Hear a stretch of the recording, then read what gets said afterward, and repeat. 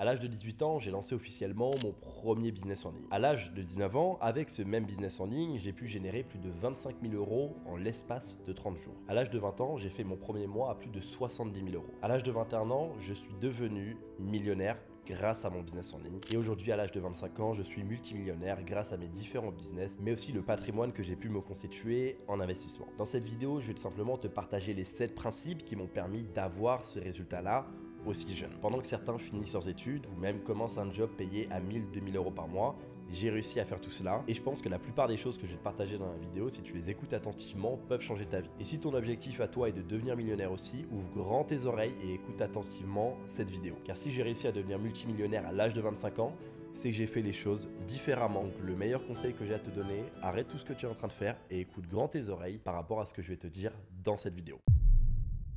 Numéro 1, utiliser la rejection des autres pour être propulsé. Je vais te prendre un exemple concret. J'ai énormément d'amis, on va dire, millionnaires ou qui ont des grosses entreprises générant 100-200 000 euros par mois, qui sont, on va dire, des personnes, on pourrait dire, de haute valeur sur le plan financier. Et il y a toujours une particularité de ces personnes-là, c'est qu'ils ont vécu dans leur vie des événements traumatisants, que ce soit des ruptures amoureuses difficiles ou même des choses, on va dire, bien plus graves, la perte d'un proche ou autre. Et leur faculté, c'est qu'ils ont réussi à transformer ces événements traumatisants en quelque chose de positif. Parce qu'à chaque événement traumatisant, on a deux choix. Se plaindre, rester dans sa situation, être en sorte de dépression, déprime, ou bien évoluer. Parce qu'en fait, un événement traumatisant peut aussi bien être un tremplin. Et ça, c'est ce que les gens ne comprennent pas. Une rupture amoureuse peut être ton plus grand cadeau aujourd'hui si tu décides d'en voir le positif et d'utiliser ce que ça va créer en toi, cette humiliation, pour en quelque sorte t'élever au rang supérieur.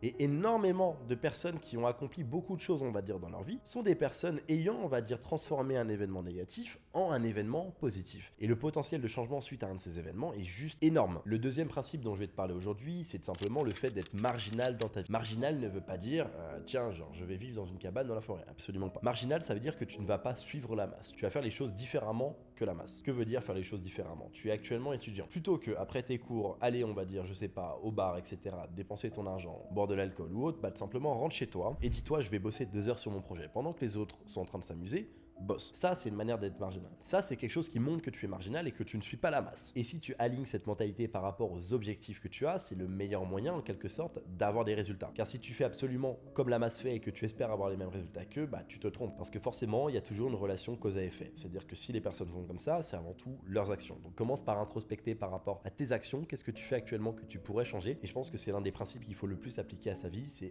introspection par rapport à ce que tu fais et qu'est-ce que tu pourrais faire de différent des autres ou qu'est-ce que les autres font et qui est très mal et que tu ne dois absolument pas faire. Troisièmement, tu vas me dire que c'est un conseil absolument basique, mais on va juste innover un petit peu là-dessus, c'est lance un business. Alors, ce que je veux dire par lance un business, c'est quoi? Bien sûr qu'il faut lancer un business si tu veux devenir millionnaire, mais quand je veux dire lancer un business, c'est fais de ton business une priorité. Ne pense pas que aller à la salle de sport va te rapporter de l'argent. Aller à la salle de sport ne va absolument pas te rapporter de l'argent. Ça va te rapporter 0 € d'aller à la salle de sport. Donc, mets l'accent sur ton business et uniquement sur ton business. Sur rien d'autre chose. Le sport, les ci, les ça. Tu passes à autre chose, on va dire pendant un moment, focus business. Lance un business et donne-toi à 200% dessus. Je préfère être clair de début. C'est pas une douche froide qui va te rendre riche et c'est pas non plus le fait de faire du sport qui va te rendre riche. Et c'est simplement le fait d'aller chercher du cash avec ton ordinateur, une connexion internet et un téléphone. Tout simplement. Parce que ça, il faut absolument le garder en tête tout le temps. Parce qu'énormément de personnes veulent mettre en fait la charrue avant les bœufs et ça, c'est un gros problème. Je vais te donner un exemple concret. Donc la semaine dernière, j'ai eu un appel avec un prospect du coup qui souhaitait se former du coup pour entreprendre, pour avoir de l'aide dans le lancement, on va dire, potentiellement de son agence SMMA. Et en fait, il me disait au téléphone, alors moi, je veux d'abord être bon en séduction, donc je veux être bon en séduction, parce que si je suis bon en séduction, je serai bon, on va dire, à closer des clients. Et là, je me suis dit, en fait, ce gars-là inverse tout. Non, c'est au contraire. Sois bon, du coup, dans ton business, et si tu es bon dans ton business, tu sauras, on va dire, comment trouver des clients, donc tu seras, on va dire, convaincant, donc tu auras des compétences en psychologie, donc tu sauras comment convaincre les gens,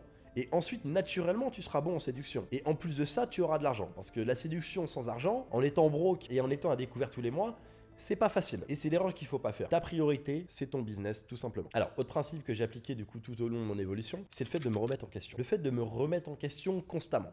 Si tu agis par automatisme, peu importe le niveau que tu as, tu vas stagner. Pour moi, stagner, c'est simplement que tu as arrêté d'innover. Tu ne remets plus en question les choses et tu penses absolument tout savoir. Et tu es tout simplement comme un mec à l'usine, c'est-à-dire que tu fais une action, on va dire quotidiennement, sans remettre en question, on va dire cette action, et sans remettre en question le fait que est-ce que tu pourrais pas faire mieux en faisant autre chose. Remets-toi en question à tout niveau. Que tu sois déjà millionnaire, multimillionnaire, ou que tu sois, on va dire, totalement broke, étudiant, et que tu veux lancer un business, si tu n'as pas de remise en question, c'est foutu. Et ça, je le dis les gars, vraiment, on a pas mal de gens en appel avec mes différentes entreprises. Le pire profil qu'on peut avoir, on en rigole avec mes commerciaux, mais le pire profil, genre vraiment, le profil du virus, c'est des gens qui pensent tout savoir, qui n'ont pas d'argent. Le pire, c'est qu'ils n'ont pas d'argent. Ils n'ont pas d'argent, ils ne génèrent absolument rien. Mais tu leur parles d'une opportunité business, ouais, mais ça, je sais déjà, ouais, mais si, ouais, mais ça, ils te coupent la parole, alors que tu génères des millions d'euros, et eux pensent tout savoir, voire même mieux connaître que toi le business, alors qu'ils ont généré 0 euros. Et croyez-moi, cette maladie, je ne sais pas si elle a un nom, mais touche beaucoup plus de personnes qu'on l'imagine. Et s'il y avait un remède à cette maladie, ce serait la plus belle chose qui peut t'arriver. Mais voilà, le problème c'est que si les gens se remettaient plus en question, tout le monde serait millionnaire. Donc tu vois là où je veux en venir. Si tu veux aujourd'hui devenir millionnaire,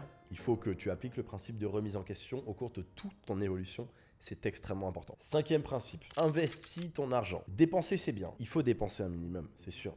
Il faut que tu puisses, on va dire, te relaxer, profiter. Faire des choses avec de l'argent qui te motive à en faire encore plus. Mais il faut aussi investir. Et ça, je vais vous dire une chose. Moi, ça a fait, on va dire, depuis 2019 que je suis à Dubaï. J'ai vu un nombre de personnes arriver ici, dépenser exclusivement, on va dire, dans le lifestyle, les voitures, les ci, les ça, les hôtels. Et en fait, au bout de 2 ans, leur business, on va dire, gagne un petit peu moins. Et d'un coup, ils se retrouvent, on va dire, à ne plus pouvoir payer leurs prestataires, tout bêtement. Alors que s'ils avaient simplement investi ou mis de côté, bah, ils auraient, on va dire, de quoi, on va dire, durer, de quoi se réinventer et ils ne seraient pas retour à la case départ. Si tu n'investis pas pour moi et que tu dépenses tout dans ton lifestyle, tu es juste un salarié digital. Tu as beau faire 80 000 euros par mois, tu dépenses 80 000 euros, tu es entrepreneur, tout ça, tu roules en Lamborghini, tu es un salarié digital. Si tu n'as pas, on va dire, de patrimoine, si ça, d'appartement, de maison, te rapporte de l'argent, tu es un salarié digital. Si demain ton business prend un coup dur, tu es à zéro, tu retournes chez tes parents et tu retrouves un job dans 2 mois, tout simplement. Donc à un moment, il faut investir ton argent et le faire dès que possible, mais surtout pas au début, surtout pas quand tu commences. Si tu me dis, ok, j'ai 2000 euros et j'ai envie d'investir, non, si tu as 2000 euros, t'investis sur toi, tout simplement, dans des compétences. Et quand tu as 300, 400 000 balles, là, tu peux commencer à faire tes premiers investissements. 6e chose, sois une personne dans l'extrême. Que veut dire être dans l'extrême? Dans l'extrême, ça veut simplement dire avoir, on va dire, une obsession beaucoup plus grande que les autres. C'est-à-dire, tu vas travailler, on va dire, là où le mec lambda, l'entrepreneur lambda va travailler 5 heures par jour, tu vas travailler 10 heures par jour. Là où le mec lambda, dès qu'il va faire 10 000 euros par mois, sera moins motivé, toi, tu t'en fous, tu vis comme un pauvre. Tu démarres le mois avec 0. Là où le mec lambda se dit, tiens, j'ai 200 000 euros, je vais acheter une voiture, je vais choisir le confort. Toi, 200 000 balles, tu les investis, tu te refous à 0. Tu te refous à 0, comme ça, au moins, tu as l'impression d'être broke et tu vas rechercher du cash. Sois dans l'extrême avec tes décisions. Si tu es dans l'extrême et tu essayes, on va dire, d'être dans l'extrême par rapport à tes objectifs, tu réussiras beaucoup mieux que les autres. Moi, l'une des grandes différences que j'ai vues entre ceux qui ont fait beaucoup d'argent et ceux qui ont fait un petit peu d'argent dans l'entrepreneuriat, c'est simplement leur niveau d'implication. Très clairement, je connais des personnes qui sont entrepreneurs depuis 10 ans